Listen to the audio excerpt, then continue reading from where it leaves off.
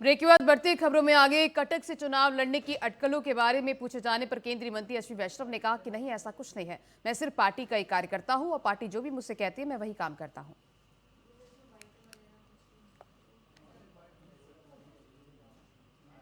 आज बाबा धवलेश्वर जी के दर्शन हुए, बहुत ही सौभाग्य प्राप्त हुआ।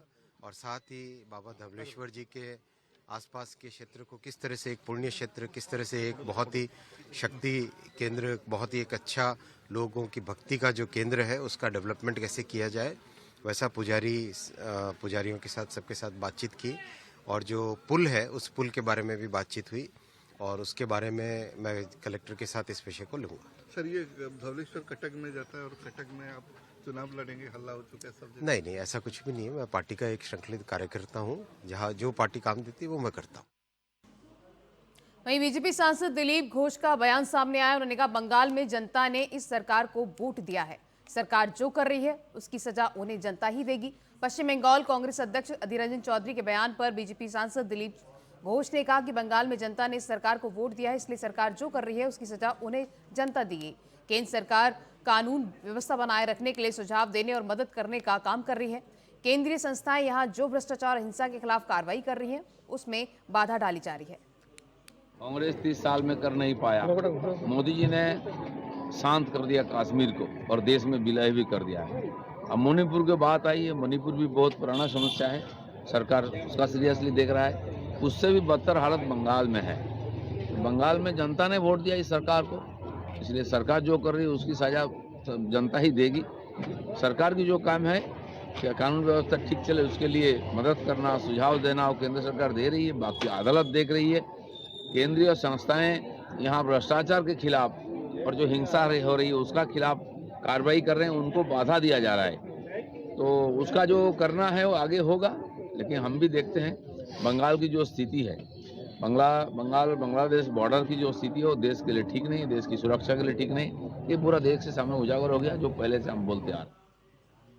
अतुल कुमार, अपर नगर आयुक्त नगर निगम मुरादाबाद ने कहा कि अयोध्या में 22 जनवरी को राम मंदिर की प्राण प्रतिष्ठा होनी है। ऐसे में मुख्य सचिव की ओर से निर्देश जारी हुआ है कि प्रदेश के सभी राम मंदिर, हनुमान मंदिर और वाल्मीकि मंदिर में मकर संक्रांति से लेकर 22 जनवरी तक रामायण पाठ, रामकथा, भजन कीर्तन और अन्य सांस्कृतिक कार्यक्रम के आयोजन होंगे।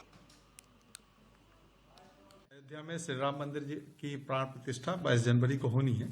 इस अवसर पर माननीय मुख्य सचिव और प्रमुख सचिव नगर विकास महोदय के स्तर से निर्देश जारी हुए हैं, जिसके अंतर्गत प्रदेश के सभी जो श्री राम, श्री हनुमान, श्री वाल्मीकि मंदिर हैं उनमें मकर संक्रांति से लेकर 22 जनवरी तक रामायण पाठ, श्री राम कथा, भजन कीर्तन और अन्य सांस्कृतिक कार्यक्रम होने हैं, ताकि भगवान श्री राम के जो द्वारा जो स्थापित जीवन मूल्य हैं उनको जन जन तक पहुंचाया जा सके। इसी क्रम में मुरादाबाद नगर निगम में भी जितने इस तरह के स्थल हैं, भगवान श्री राम, भगवान वाल्मीकि और श्री हनुमान जी के जो मंदिर हैं उन सभी में इस तरह के कार्यक्रमों का आयोजन कराया जाएगा। इसके अतिरिक्त आगे भी जो निर्देश मिलेंगे उनको भी उसी तदनुसार कराया जाएगा। इस क्रम में नगर आयुक्त महोदय द्वारा संबंधित अधिकारियों को निर्देश दिए जा चुके हैं और सभी कार्यक्रम बहुत ही अच्छे से नगर निगम मुरादाबाद द्वारा कराए जाएंगे।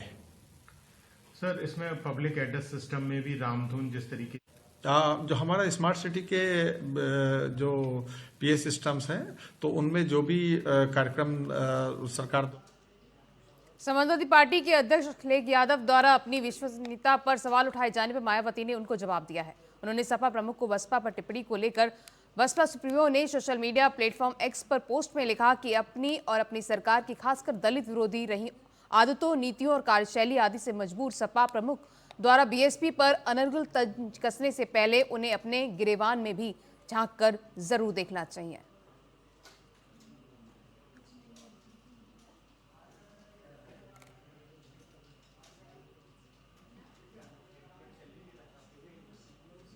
फिलहाल इस बुलेटिन में बस इतना ही। खबरें लगातार जारी हैं। नमस्कार।